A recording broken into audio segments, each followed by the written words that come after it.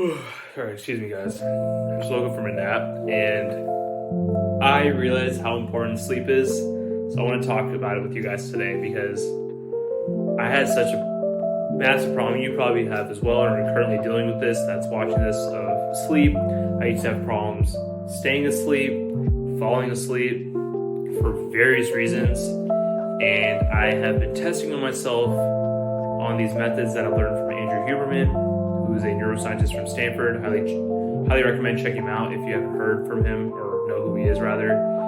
But I've been trying all these techniques to help fix my sleep, and it's worked. It's really worked. And you guys know sleep is very important, but the way I like to look at it is just recharging your brain battery. Like, it's just like when you have to charge your phone because your phone's dying, your brain battery, is dying down as the day goes on. So you need to recharge it. The only way to do that is to sleep properly, right? Otherwise, we know how much more difficult our days are, mood's off, all these complications. So I'm going to help you guys out on what I know has worked for me, and maybe it'll work for you. It should work for you, but I know it's worked. So the first thing you need to do every day is catch the sunrise.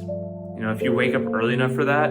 The alternative that he mentions is getting sunlight within an hour of waking up, and specifically go outside and see the sunlight. There's a lot more photons that are in the air when you're outside. If you watch through through not a windshield, but through your window rather. Sorry, I'm still waking up. You have to look at the sun significantly longer to get the benefits of seeing sunlight. And the reason for this is because our bodies and our brain doesn't understand that it's daytime yet until your eyes, the cells in your eyes, see sunlight. Okay, and it has this cascading effect in your body, which produces this hormone called cortisol, which helps with your attentiveness, and basically just being awake, right? So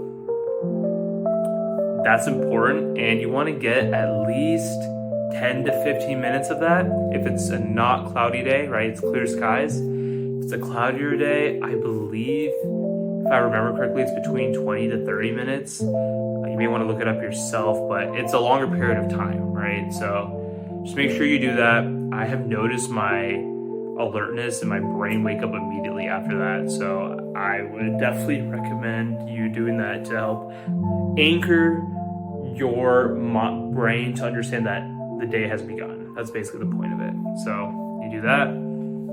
Next is catch the sunset. It's the same concept for a different purpose, to help you go to sleep. Same concept, 10 to 15 minutes should be good, right? If it's not a cloudy day, if it's a cloudier day, make it 25, 30 minutes. What it does, it starts to produce the chemical melatonin, which probably many of you have heard about it, or used rather, especially if you were watching this video because you had a hard time sleeping. Melatonin, for those that don't know, is a chemical hormone that's produced in your body, which tells your body, hey, like it's time to go to sleep. So these are just basically ways to anchor your mind, right? Or anchor your brain rather, to know that, hey, it's morning and night. And then you do that, right? Then when you're going to bed, aim for knowing that there's this window of time where you feel sleepy. So don't go past that time. And I think a lot of us can relate to this, where we're feeling kind of tired, but we're not ready to go to bed yet because we want to just mess around on our phone. We're not ready for the next day, right? We just want to just kind of kick it a little longer with ourselves. But don't do that. That is it's really bad, because what you're doing is you are messing up your circadian rhythm that you are anchoring by catching the sunrise and sunset. And once you miss that time, that window of time to sleep, there's going to be another period of time that comes later, way later in the night, until you fall asleep. And you've probably experienced this, right? Where you miss that window because you want to mess around your phone. The phone that's in the phone light is telling your brain hey, it's daytime. So that's what keeps you awake, but you also know that you're sleepy. And so it's just your circadian rhythm just all over the place, basically. So you're gonna sleep significantly later for absolutely no reason, and and then you're gonna wake up groggy. So just don't do that. Just don't do that. And even if you're still having a hard time falling asleep after, you do catch the window for whatever reason, you still can't sleep for whatever reason, I highly doubt you won't be able to, but just in case you don't, I also practice, or not practice, but I will put on a yoga nidra. Yoga nidra. I don't know why it's so hard for me to say. Yoga nidra. Whoever's watching this, whatever. But I put that on. I have headphones going on over my ears, and it's just like you can either do 10-minute practice, 25-minute practice, but the point of it is that many of us, when we have problems going to sleep, we try to fight our mind with our mind, and that's not how it works. So the reason why you can't sleep is because your body is feeling restless. So the focus of Yoga Nidra is, it's just this guided practice. I don't even want to say it's like meditation, because it's not really. It's just guided practice to help calm your body down. So what's happening is that your sympathetic nervous system is activated when you have a hard time falling asleep, right? You're anxious, you're anxious because of maybe like what's going on in your life. You're stressed out for whatever's going on in your life. You're getting anxious also because you know that you can't sleep and it's getting late in the night. So this is your sympathetic nervous system that's activated in your body, which is your fight or flight response, right? That we like to call it. So Yoga Nidra does the opposite, and it deactivates your sympathetic nervous system, and it activates your parasympathetic nervous system. So this is your rest and digest nervous system is the term that's coined for that. And when that gets activated, then I've done this practice many times. I do like the 25-minute one just because I think it's better.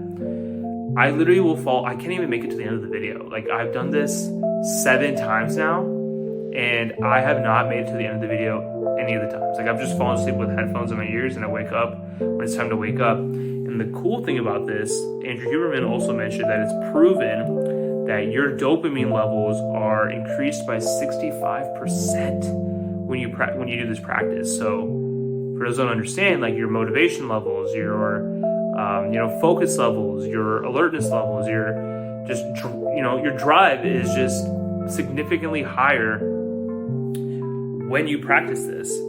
So when you do see the sunrise, you do see the sunset, you make sure you catch the window of when to sleep, you practice Yoga Nidra before going to bed, I guarantee you're going to have so much energy throughout the days that you didn't even realize existed. And you're going to continuously notice that some nights I don't have time to sleep like 7-8 hours always. I'll only be able to sleep like 6 hours. And just practicing Yoga Nidra, I gotta get that down. But once I practice that every single night on the minimal sleep, I still feel energized. I still feel like motivated to learn, to grow, all of these feelings because of that practice. And it makes sense. After I read that, he mentioned that it increases your dopamine levels that much. So I was wondering where that was, but so this is what I do. It doesn't help. It also, a couple things I want to add as well that I didn't mention. This is not by Andrew Huberman, it's just my own thoughts. When I wake up in the morning, we are deprived of water. So I drink 40 ounces of water when I wake up first thing in the morning. Okay? And then I use the bathroom, and then I'll go catch the sun. Your body just needs that water. So keep that in mind. I also get a cup of black coffee as well. I am a big coffee. I didn't have it today, which is probably why I had to take a nap. But typically I'll have coffee every single day, and you will just feel very energized throughout the day. Just make sure, if you're like me, that's pretty sensitive to coffee, I make sure to finish that cup of coffee. And when I say cup of coffee, it's about 10 ounces before 2 p.m. Otherwise, I have problems going to sleep at night. So if you're not someone that has a problem, more power to you. Drink whatever you want, but try to keep it black coffee. That's just healthier. All you need is just the benefits of the alertness that is created in your brain. So keep that in mind, and I hope you guys like this video. I hope this is very helpful. I know sleep is huge. You can't get around it. We're humans, we need sleep. So it's like, you might as well just know how to optimize it, or know the steps to be able to get proper deep sleep every single night. This is the key. This has changed my life. So if you like this video, let me know in the comments below. Subscribe to my channel if you haven't already. This page is all about bulletproofing your mind to maximize what life has to offer you.